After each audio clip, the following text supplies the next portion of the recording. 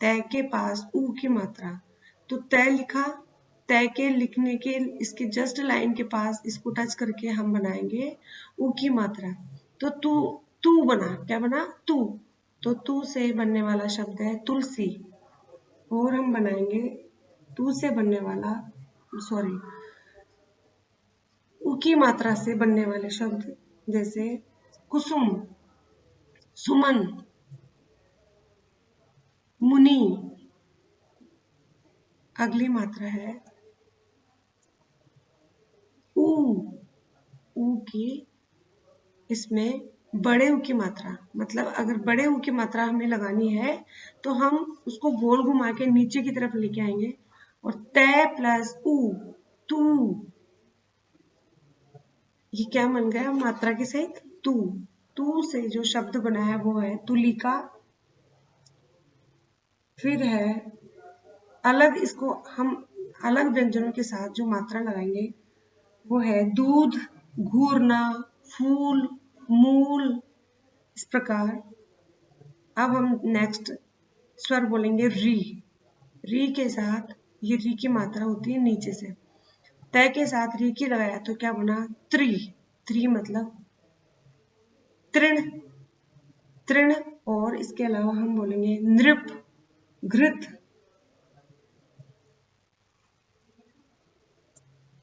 इसके बाद है स्वर ए। ए की मात्रा हम व्यंजन के ऊपर लिया जाता है, एक ही मात्रा को व्यंजन के ऊपर से लिया जाता है, सिर्फ एक लाइन बना के। तय प्लस ए, ते। ते से बनने वाले शब्द है, जैसे कि बना हुआ, इसमें तय से बना हुआ तेल। और दूसरा है खेल, मेल, रेल। इस प्रकार ऐ की मात्रा ऐ। ऐ, ये ए और ऊपर वाली मात्रा दोनों को मिला के एक नई मात्रा का निर्माण हुआ ऐ। दोनों ऊपर व्यंजन के ऊपर लगने वाली दोनों मात्राएं ऐ की कहलाती है।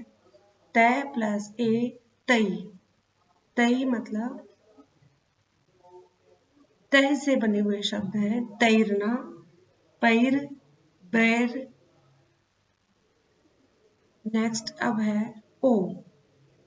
ओ क्या है? ओ एक स्वर, ओ के स्वर के साथ ओ की मात्रा ये होगी, जो कि हम व्यंजन लिखने के बाद एक लाइन बना के ऊपर उसकी मात्रा लगाएंगे। आप इधर देखिए, तय प्लस ओ, तो क्या बना? तो से जैसे ये तो से क्या शब्द बना? तोता, ये तोता। तो और इसके अलावा कौन सा बन सकता है? व्यंजन के साथ हम ओ की मात्रा, किसी भी व्यंजन के साथ जो कि सार्थक शब्द बने सिर्फ, जैसे लौटा, मोटा, मोती, धोती। इस प्रकार ओ की मात्रा। अब है औ की मात्रा, औ। अब व्यंजन तय के साथ औ की मात्रा लगी तो क्या बना? तौ। औ की मात्रा को भी व्यंजन लिखने के बाद लिखेंगे हम। इस प्रकार इससे बनने वाले शब्द हैं तौलिया। ये तौलिया, जो हम तौलिया, जिसके तौलिया तौलिया कई बार ऐसे बोला जाता है, लेकिन इसको शुद्ध रूप से तौलिया। इससे बनने वाले अनेक शब्द होते हैं इससे भी, जैसे कौशल, गौरी। इस प्रकार बच्चों ये मात्राओं का पूरा ज्ञान है आपको। जैसे इसमें तय अक्षर से, तय वर्ण से मिला के सारी मात्राओं को लिखा गया है और शब्द भी लिखा है, उसी प्रकार आपको भी एक निश्चित एक व्यंजन लेके और शब्द निर्माण करने हैं मात्राओं के साथ। तनु नेक्स्ट बता। पता ही नहीं है, रिकॉर्डिंग भी तो सारी इधर आ, ये तो रह गया नीचे, इसके नीचे दिखा। हाँ ये रहा। हाँ, इसके बाद कैसे हटे गए? तू यहीं बैठ जा बस। अब है अनुस्वार अंग। अंग, तय प्लस अंग, यह अनुस्वार है, इसकी पर इसकी मात्रा होती है अंग, जो कि व्यंजन के ऊपर लगाई जाती है। जैसे तंदूर, ये भी तय वर्ण है, तय के ऊपर ही अंग की मात्रा लगाएगी, तंदूर। इसी प्रकार अंगूर, कंघा, बंदर। और इसी प्रकार अब नेक्स्ट है एंड लास्ट है अह। अह एक विसर्ग, इसको विसर्ग के रूप में प्रयोग किया जाता है, लेकिन ये भी एक मात्रा है। तो तय के साथ अह का प्रयोग किया, तह। इस प्रकार हम इसमें शब्द प्रयोग करेंगे, प्रातः, अतः। सभी मात्राओं को लगाने का तरीका अलग है। कुछ मात्राएं व्यंजनों के ऊपर लगती है तो कुछ नीचे लगती है। इस प्रकार र के साथ उ या ऊ की मात्रा उसके दाईं तरफ बीच में लगती है। आप जब भी र शब्द, जो भी र वर्ण लिखोगे ना आप, तब भी र के साथ, जैसे रुपया लिखा हमने, तो रुपया में छोटी ऊ की मात्रा लगानी है, तो इसको र के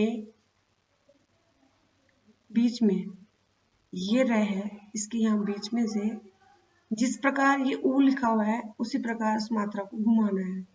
इस प्रकार रू, रुपया, रू, रुई।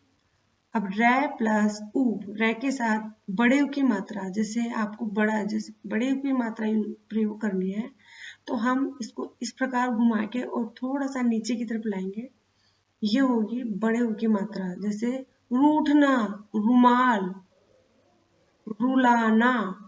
इस प्रकार अनुनासिक या चंद्र बिंदु।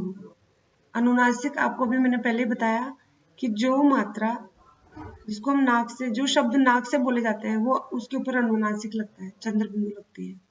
इसका उच्चारण मुख नासिका से होता है। अनुनासिकता को लिखने के लिए प्रत्येक स्वर या उसकी मात्रा के ऊपर चंद्र बिंदु लगाया जाता है, जैसे आंख, चांद।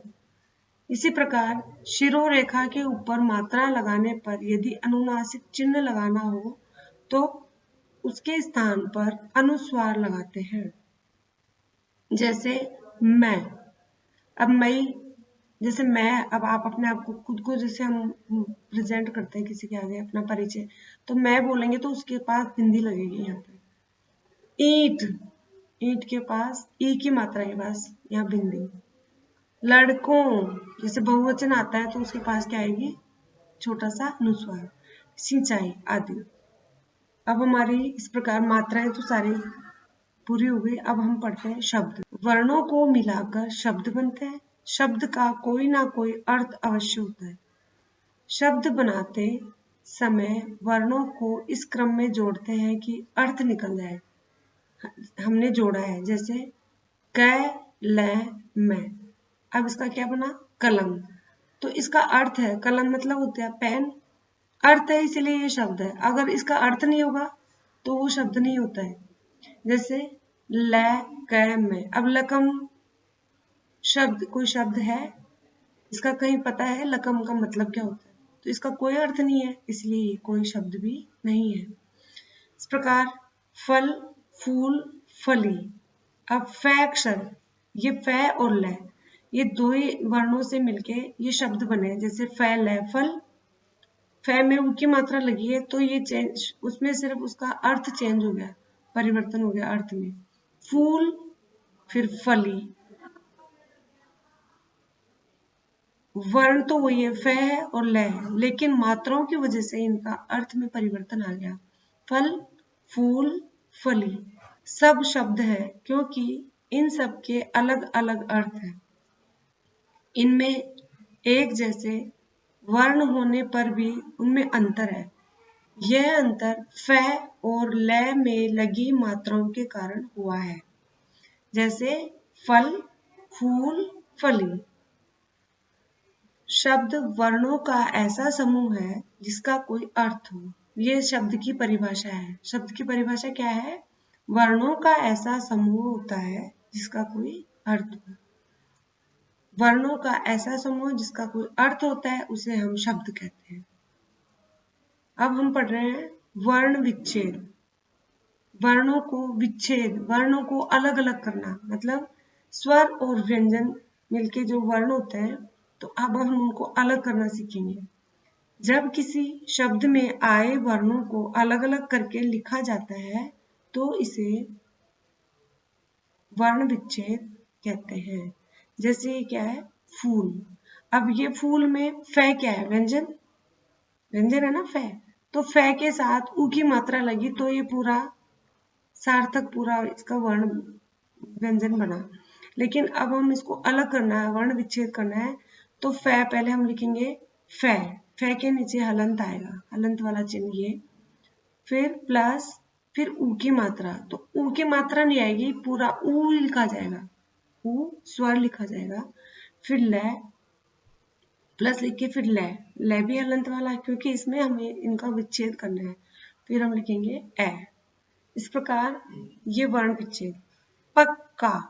अब पै क्या है, स्वर और व्यंजन के साथ बोले जाने वाला वर्ण है, तो पहले हम पै को अलग करेंगे, पै का हलंत प्लस ए, फिर प्लस क, क्योंकि ये क पक्का में ये क अपने आप में अधूरा आधा है, बिना स्वर के बोले जाने वाला क है, तो क हलंत, फिर दूसरा क भी हलंत और आ की मात्रा, पक्का।